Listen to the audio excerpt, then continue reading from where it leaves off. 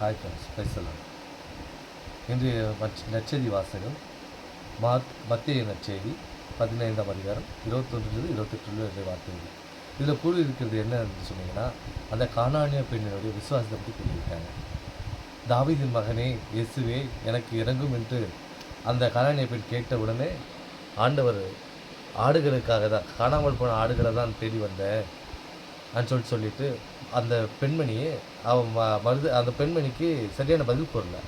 ஆனால் அந்த பெண்மணி விடாமல், நான் குழந்தைகளுக்கு தான் உணவு போட முடியும், நாய்களுக்கு உணவு போட முடியாதுன்னு சொன்ன உடனே அந்த பெண்மணி மேசையிலிருந்து சிந்து சிறு துண்டுகளை நாய்க்குட்டிகள் தின்னுமேன்னு சொல்லி அந்த பெண்மணியுடைய விசுவாசத்தை எடுத்து காமிச்சு, ஆண்டவர் அம்மா உன் நம்பிக்கை உனக்கு குணமாக்கிட்டுன்னு சொல்லி அனுப்பிச்சார். பார்த்தீங்களா நம்ம கடவுளுடைய அருமையே?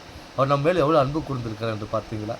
அந்த பெண்மணிக்கு அவ்வாறு அன்புக்குரிய நம் கடவுள் நம் மீது எவ்வளோ அன்பு பருவம் கொண்டுள்ளார். மக்களே, ஆண்டவரை பற்றி கொள்ளுங்கள், விசுவாசத்தோடு அனைத்தும் பெற்றுக்கொள்வீர்கள். பேசலாம். ஆமாம்.